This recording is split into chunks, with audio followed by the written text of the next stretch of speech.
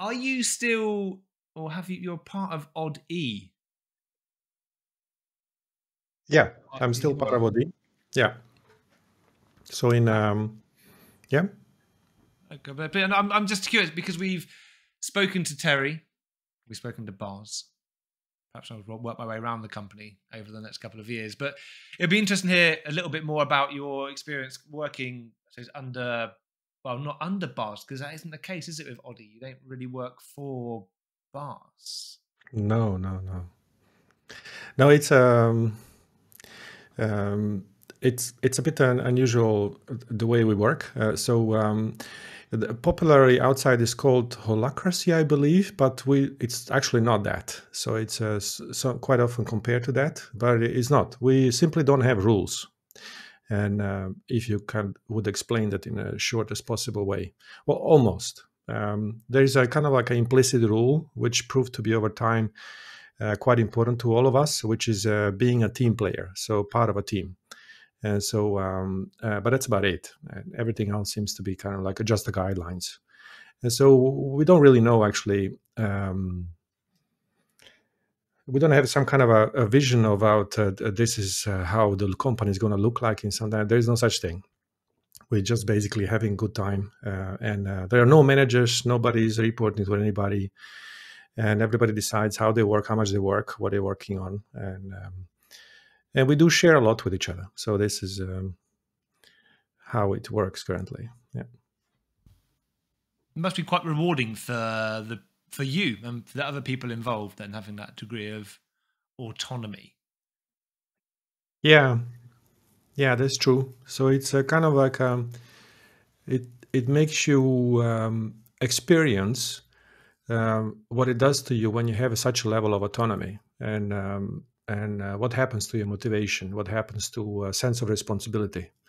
And so I believe that there's a certain gradation. Obviously, I haven't encountered any other company which has such a level of autonomy as we have, and also such a level of a shared responsibility.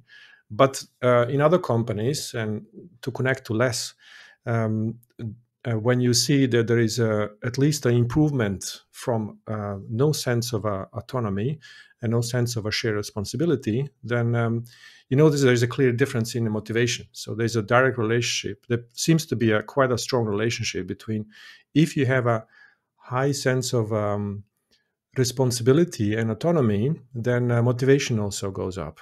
And yeah. And I suppose there has to be a degree of alignment. And I will turn this towards Les because I think that what one of my running theories at the moment is that one of the mistakes that people make when they're trying to scale agile, or they look at something like safe, or they misunderstand scrum, is that they will give too much empowerment and autonomy at the team level. So you have team level product ownership. So you end up with lots of small little speedboats all going off in different directions because they don't provide that alignment. And there's too much empowerment and too much autonomy.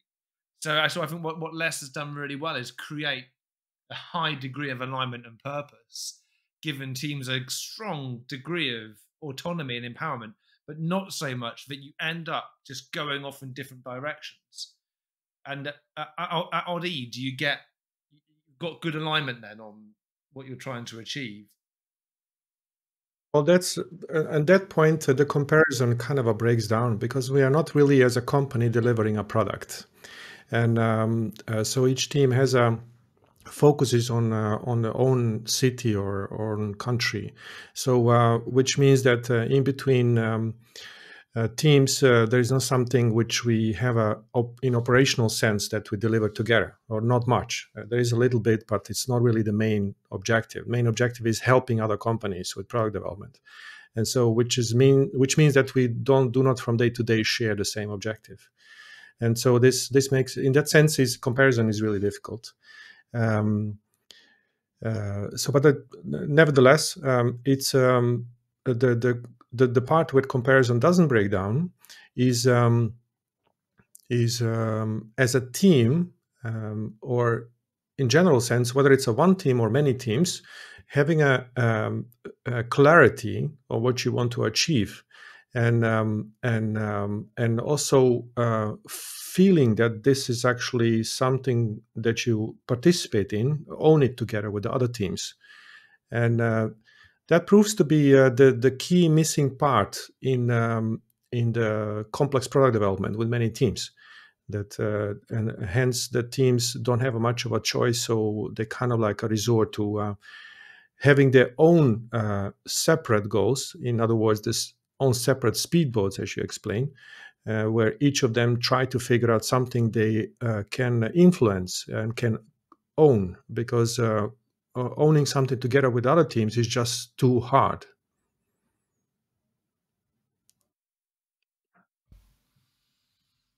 Without wanting to spend the next 30 minutes talking about all of these topics, because I now Yeah. feel that there's a nice segue into talking about the about sharing. And was it Mhm. Governing the Commons, Linda Ostrom, which is effectively about Yeah. humans' inability to successfully share a limited resource? I think Yeah. without wanting to go into those topics, maybe that's another podcast for another day. I want to move on and go through some of these standard Less Trainer questions that I've been asking everyone.